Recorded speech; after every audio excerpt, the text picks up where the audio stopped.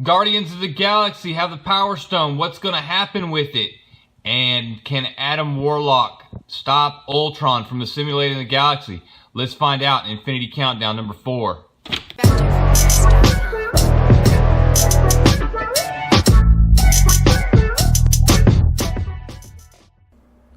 First off, I got to start on this cover. If this cover is not, I love it. It's hilarious. Rocket Raccoon, geared up, looking like he's ready for a fight, sitting there in front of Galactus. Honestly, like he's going to do something. So we start the book, after this awesome cover, with our dwarf friend who's been constructing this weapon for this unknown dark character, and it's complete. He hands over a helmet. If you look at the helmet, you can see the infinity sign across the eyes, and for all his hard work, he gets backhanded. Bless his heart. All that hard work, man can't get no respect. Then we get into where we left off from Infinity Countdown number 3, and that is Silver Surfer standing in front of Lifebringer Galactus, begging him to come and destroy this world so that Ultron can't spread across the galaxy. And Lifebringer Galactus straight up just tells him no. And he very cryptically explains, he's like, look, if I did this would burden me for all of eternity. And that burden wouldn't just be mine alone. I would have to share that burden. And you can see the dejection in Silver Surfer's face. From there we go to the Guardians of the Galaxy, which Nova, Richard Rider, has gotten them back. And it's them jumping in and them explaining what happened, because it was ridiculous. You have one of the Nova guys saying, after they explained that, I'm just going to read this text because it's worth it. My brother's been brainwashed to a fraternity of raptors, but he gave me a clue that allowed Star-Lord to shrink down the Power Stone with nothing more than a thought. Truly, I thought we were all going to be crushed under the Warbringer's heel. Then I blew Warbringer almost to death with my saxophone after I regained my groove. And then one of the Nova guys is just like, you see, making up lies and being jerks is why nobody likes you. And I'll be honest, it's why I've been cringing this book so far. It's not been the greatest storyline. It honestly comes across on the Guardians of the Galaxy side. It's just poor writing. Also, Rocket Raccoon makes a comment here that, hey, at least none of us died. And he's like, Groot's kind of like, I remember Ant-Man, he died. And then they have this debate over if they should tell somebody. And they're like, yeah, should we call him the Avengers? And he's like, was he an Avenger? And it kind of fits with the whole Ant-Man new Scott Lang persona. Is he an Avenger? Yeah, sure, he's an Avenger, right? But at least, according to Rocket, at least we're okay. Then there's Richard Rider, Nova, asked if he could borrow the Power Stone. He wants to go and look for his brother.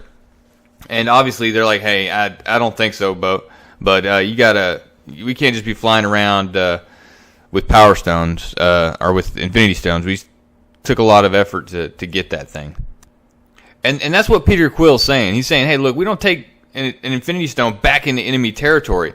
But Gamora has this, she's been weird this whole time about the stones. And she actually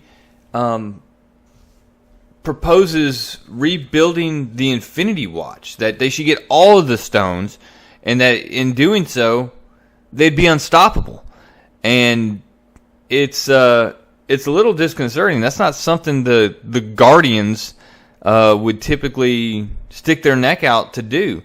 But Nova's all for it because he's got this narrow. He's got blinders on. He's concerned about his brother Robbie, who's with the Raptors. So right as Gamora makes the demand of Peter Quill to hand over the Power Stone, our favorite Nova commander shows up. Heaven forbid you take a day off with your child that you just had the last issue, and is demanding that the Guardians hand over the Power Stone to the Nova Corps. And Peter's like, hey, this is probably where it's the safest. And Gamora points out the fact that the current Nova Corps, other than these folks who seem to be doing great things, other than raising their kids,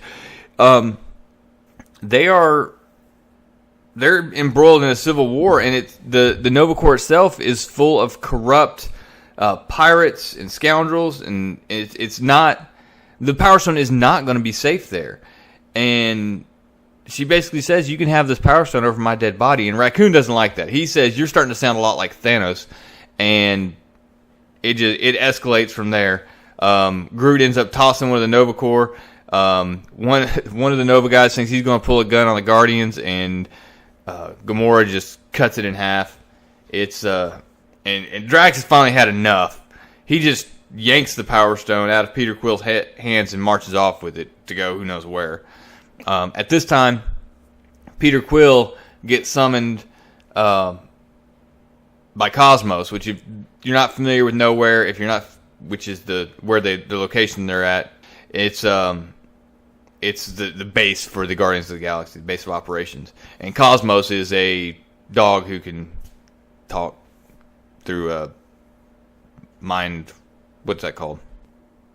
Telepathy. Yeah, telepathy. He can talk to people. He's a telepath.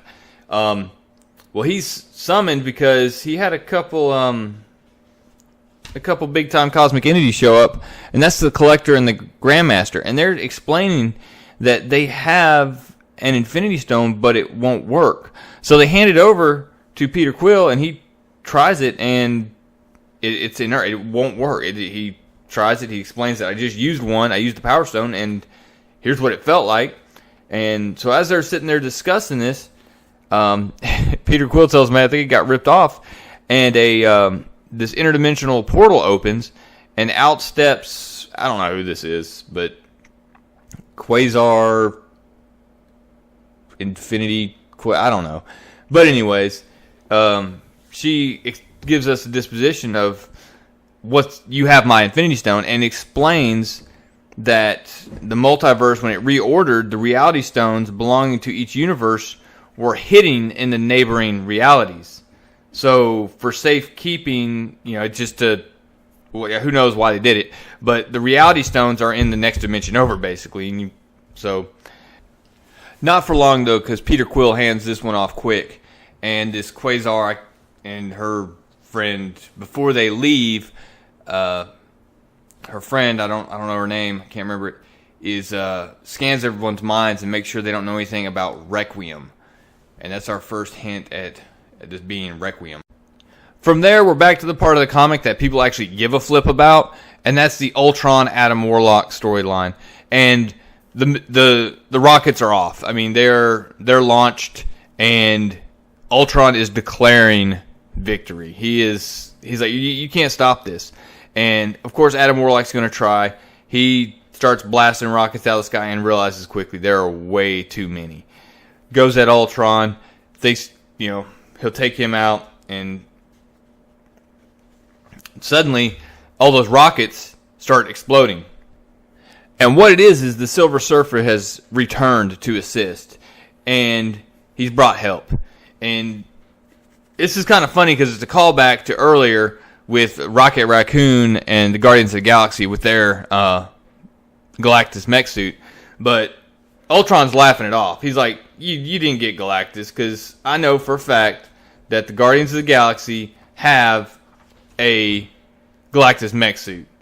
And he turns around, takes his attention, puts it back at Adam Warlock, and suddenly, as Galactus starts heading to the Earth's core, or not the Earth, the world's core, to consume it, he realizes real quick, hey, that's the real Galactus, homie. And he's ticked. He's mad, and he just has to flee, and he knows it. On his way out, Adam Warlock hits him with a shot, blows his arm off that happened to be holding the Soul Stone, and as he does, Silver Surfer swings by, yanks it up, and Ultron is about to just be done in by Adam Warlock, the Silver Surfer with the power cosmic, about to just blow him away, and then the planet explodes where Galactus is consuming it, and Ultron is able to escape. From there, Galactus, of course, consumes the planet as Adam Warlock and Silver Surfer sit there looking, and Silver Surfer hands over the Soul Stone to Adam Warlock. Right after he does, Galactus shows up saying, "It is done. Now you must live up to your end of the bargain."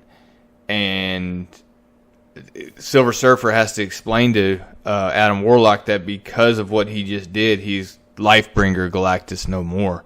And instead, from this day forward, he will hunger. And because of that, Silver Surfer has agreed to once again be the Herald of Galactus. And you get this awesome scene of Galactus holding out his hand, his herald on his knee. And it's an awesome shot. And that is how we end Infinity Countdown number 4. Overall, this is half of a good book, but unfortunately, it just kind of steps on its own feet with the Guardians of the Galaxy piece and continues to do so, and it's done that the whole time. What I'm going to do from here is I'm going to roll the Darkhawk 1 through 3 together, and I'll probably roll the Daredevil, Captain Marvel, and Black Widow issues all together for to make it a little quicker, getting to Infinity Countdown number 5. So, guys, I appreciate you listening. If you haven't, drop down there and hit that little subscribe button. Actually, hit the subscribe button right there on the right. Also, check out some of my other videos. I got fan theory videos, and I've, of course, got this Infinity Countdown playlist that I'm working. So, guys, I appreciate you listening. Real Comic Stack.